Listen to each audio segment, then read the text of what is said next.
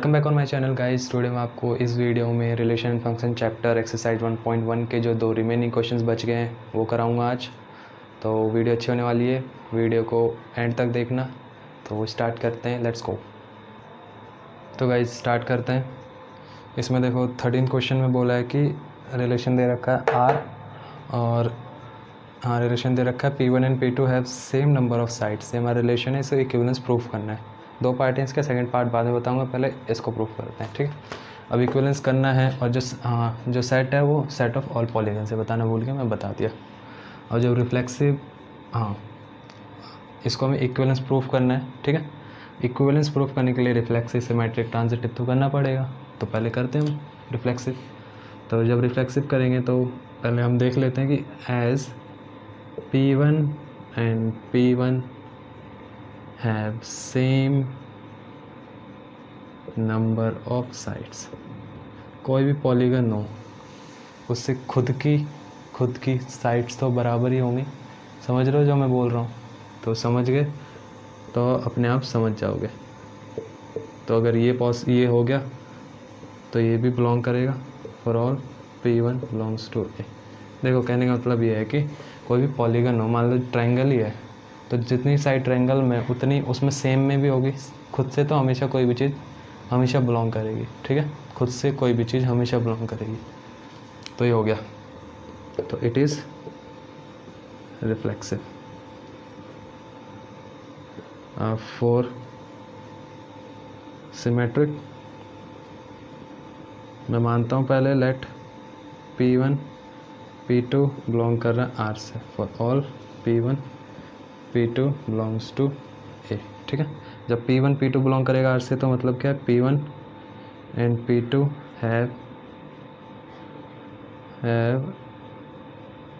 Have same number of sides. अब जब P1 में मान लो 50 साइड्स हैं और P2 में 50 साइड्स हैं, तो इसका उल्टा भी तो पॉसिबल है कि P2 में 50 साइड है और P1 में भी 50 साइड होंगे फिर, ठीक है। सेम नंबर ऑफ साइड्स, उल्टा भी पॉसिबल है इसका। तो जब उल्टा पॉसिबल है तो P2 एंड P1 बिलोंग करेगा R से, इम्प्लाइज इट इज़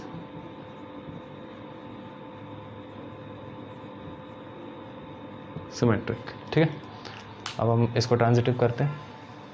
तो गाइज जब हम ट्रांजिटिव की बात करेंगे तो उसमें देखो P1 P2 जब बिलोंग करेगा और P2 P3 जब बिलोंग करेगा तो P1 एंड P2 की सेम नंबर ऑफ साइड्स होंगे, P2 एंड P3 के पास भी सेम नंबर ऑफ साइड्स होंगी। तो जब P1 P2 के मान लो 50 है तो दोनों के पास 50 साइड्स हैं।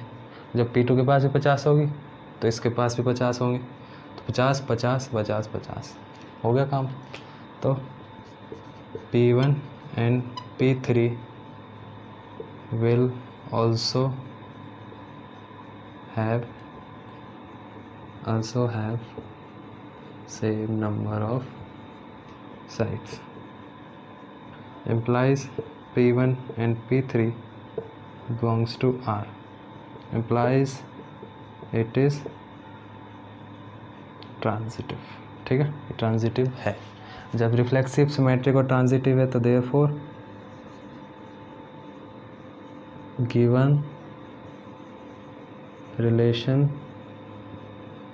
is equivalence, ठीक है। given relation is equivalence। अब इसका नेक्स्ट पार्ट में पढ़ता हूँ, आप फटाफट नोट करिए इसको। तो गाइस जिसके जो सेकंड पार्ट है उसमें बोला है कि find the set of all the elements in A related to the right angle triangle T with the sides 3 4 and 5। अब देखो, अब एक क्या है, पॉलीगन्स का सेट है। अब पॉलीगन्स का सेट किससे रिलेट कर सकता है? पॉलीगन से ही कर सकता है। तो पॉलीगन्स का सेट इधर किससे रिलेट कर रहा है? ट्रायंगल से। तो ट्रायंगल से कब रिलेट करेगा? जब रिलेशन के अकॉर्डिंग, मतलब जो पॉलीगन सेट A में है उसकी साइड सेम होगी उस पॉलीगन से जिससे वो रिलेट करेगा। तो इधर पॉलीगन्स का सेट किससे रिलेट करे? ट्रायंगल से। तो उनमें भी जो सेट A है उसमें भी जो पॉलीगन्स होंगे उसमें भी सेम साइड होनी चाहिए जितनी ट्रायंगल में, ठीक है। समझ रहे हो? तो जो पॉलीगन्स है इसमें वो होगा सेट ऑफ ट्रायंगल, क्यों होगा? क्योंकि पॉलीगन्स रिलेट कर रहे हैं हमारे ट्रायंगल से, और रिलेशन के अकॉर्डिंग दोनों में सेम नंबर ऑफ साइड्स होने चाहिए। तो ट्रायंगल में जितनी साइड है उतनी सेट ऑफ पॉलीगन्स में होने चाहिए।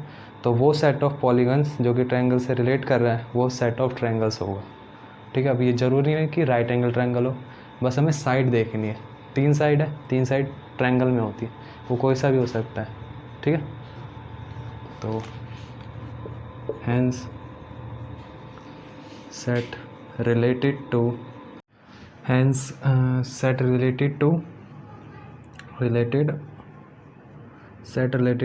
the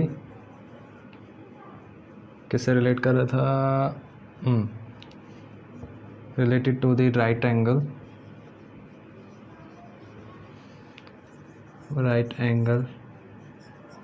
triangle is the set of all triangle। ठीक है, कहने का मतलब ये है कि जो भी सेट ए में, जो सेट ए है उसमें जितने भी एलिमेंट्स हैं, मतलब पॉलीगन्स हैं जो ट्रायंगल से रिलेट कर रहे हैं, वो सारे पॉलीगन्स ट्रायंगल ही होंगे, क्योंकि ट्रायंगल ही ट्रायंगल से रिलेट कर सकता है एज अकॉर्डिंग टू रिलेशन, क्योंकि दोनों में सेम नंबर ऑफ साइड्स हैं। ठीक है, आप इसे नोट करिए। नेक्स्ट क्वेश्चन देखते हैं। देखो गाइज, ये लास्ट क्वेश्चन बच गया, 14th क्वेश्चन। इसमें हमारे पास रिलेशन दे रखा है L1 and L2 such that L1 is parallel to L2। Question में ये बोला है कि लाइंस दोनों पैरेलल हैं, मतलब रिलेशन ये है, और A is the set of all lines in the XY plane. ठीक है, तो हमें इस रिलेशन को इक्विवेलेंस रिलेशन प्रूफ करना है, एंड इसका सेकेंड पार्ट भी है, वो भी हम पहले देखेंगे, बट फर्स्ट हमें इसे इक्विवेलेंस प्रूफ करना है। ठीक है, तो इक्विवेलेंस प्रूफ करने के लिए पहले रिफ्लेक्सिव करना पड़ेगा, फिर सिमेट्रिक, देन ट्रांजिटिव। तो रिफ्लेक्सिव के लिए हम क्या करेंगे, जैसे हम पता है as L1 is parallel to L1। मान लो कोई लाइन है ये, अब ये मतलब हर एक लाइन खुद के पैरेलल होती है, जैसे हम क्या बोलते हैं, आपने पढ़ा होगा हिंदी में, इंग्लिश में तो मेरे को याद नहीं, शायद हिंदी में मैंने पढ़ा है, संपाती रेखा है जिसे हम बोलते हैं। ठीक है, संपाती, और कोइंसाइड ऐसे इंग्लिश में कुछ बोलते हैं, चलो छोड़ो, याद नहीं है मेरे को। वही लाइन होती है खुद के पैरेलल। ठीक है, 10th क्लास में पढ़ा होगा आपने। तो हर एक लाइन खुद के पैरेलल ज़रूर होती है। तो ये होगा फिर L1 बिलोंग करेगा R से, for all L1 belongs to A, implies it is reflexive. ठीक है, रिफ्लेक्सिव हो गए। अब symmetric,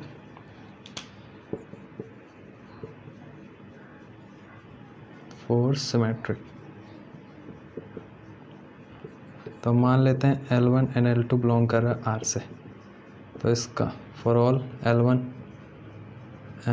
L2 belongs to A, तो इसका मतलब क्या हो जाएगा, L1 and L1 is parallel to L2, L1 L2 के पैरेलल हो जाएगा, इसका मतलब तो ये है। ठीक है, तो इसका उल्टा भी तो पॉसिबल है, L2 is parallel to L1। देखो, ये L1 रही, ये L2 रही, जब L1 L2 के पैरेलल है तो ये भी तो इसका पैरेलल ही है, परपेंडिकुलर थोड़ी होगी, पैरेलल ही है, बस उल्टा भी पॉसिबल है। और जब उल्टा पॉसिबल है तो हम क्या लिख सकते हैं कि L2 L1 भी बिलोंग करेगा R से। इसका मतलब क्या हो गया, इट इज़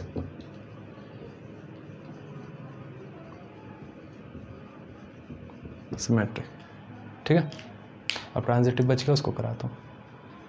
देखो गाइज, मैंने ट्रांजिटिव के लिए मान लिया L1 एंड L2 बिलोंग कर R से और L2 L3 बिलोंग कर R से, तो इनका मतलब क्या हो जाएगा, L1 and L1 is parallel to L2, और उसका मतलब क्या हो जाएगा, L2 इज़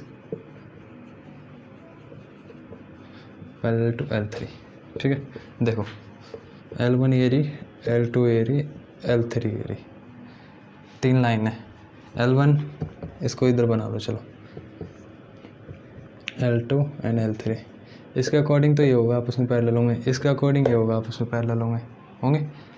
तो जब L2 L1 के पैरेलल है, ठीक है, और L2 किसी तीसरी लाइन के पैरेलल है L3 के, तो ये दोनों भी तो आपस में पैरेलल होंगी नहीं होंगी, ठीक है। तो इस हम बोल सकते हैं L1 is parallel to L3 implies L3 also belongs to R, implies it is transitive, ठीक है। अब रिफ्लेक्सिव भी है, सिमेट्रिक भी है और ट्रांजिटिव भी है, तो हेंस ये क्या होगा, गिवन रिलेशन इज इक्विवेलेंस, ठीक है, इक्विवेलेंस होगा। ये तो हो गया। अब हम देखते हैं सेकंड पार्ट, ठीक है। तब तक आप इसको अच्छे से नोट करिए। देखो गाइज, अब हमें फाइंड क्या करना है, set of all the lines related to the line this. अब सेट ऑफ ऑल लाइंस, जितने भी एक्स वाई प्लेन में लाइंस हैं उनका हमें सेट निकालना है जो कि इस लाइन से बिलोंग कर रहा है अकॉर्डिंग टू रिलेशन, ठीक है। तो पहली बात तो इक्वेशन लिख दो, any line in x y plane is of the form of y is equals to mx plus c, होती है नहीं होती, where m is the slope of the line। कोई भी लाइन हो इस फॉर्म की होती है, ठीक है, एक्स वाई प्लेन में, ठीक है। तो ये लाइंस, ये सारी लाइंस हैं, एक लाइन नहीं बोल सकते हम इसको क्योंकि वेरिएबल है, ठीक है। अब ये सारी वैसे एक लाइन की भी हो सकती है। अब मान लो कोई एक लाइन है, एक मान लो कोई एक लाइन है, ठीक है, ये इससे कब बिलोंग करेगी, रिलेट कब होगी रिलेट अकॉर्डिंग टू रिलेशन, मतलब जब दोनों आपस में पैरेलल होंगी तभी तो रिलेट करेगी ना रिलेट। तो according to relation according to question हम बोल सकते हैं कि ये वाली लाइन और ये वाली लाइन दोनों पैरेलल होंगी तभी तो एक दूसरे को रिलेट करेंगी।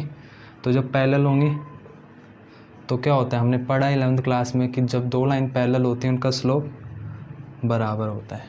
तो हम बोल सकते हैं m = 2 होगा। क्यों होगा, क्योंकि जब दो लाइन पैरेलल होती है तो उनका स्लोप बराबर होता है, इसलिए इस लाइन का भी स्लोप इसके बराबर होगा। आप इधर लिख सकते हो एस, इसको आप y1 बोल दो, इसको y2 बोल दो, as y1 and y2 are parallel, ठीक है, y1 and y2 are parallel, ठीक है। तो m = 2 हो गया, तो इम्प्लाइज y2 हमारी बन जाएगी 2x + c, ठीक है। अब जो लाइंस होंगी सारी इस फॉर्म की होंगी, तो hence set of all the lines related to y = 2x + 4 is y = 2x + c, where c is variable. अब देखो, हमने एक इंस्टेंट के लिए इसको एक इक्वेशन मान ली, बट इसमें एक इक्वेशन तब बनेगी ना जब c भी हमारा कोई कांस्टेंट हो। तो ये सेट है, इस मतलब बहुत सारी इक्वेशंस, बहुत सारी लाइन की इक्वेशन है, जब c बदलते जाएगा इक्वेशन भी बदलती जाएगी उसी तरह।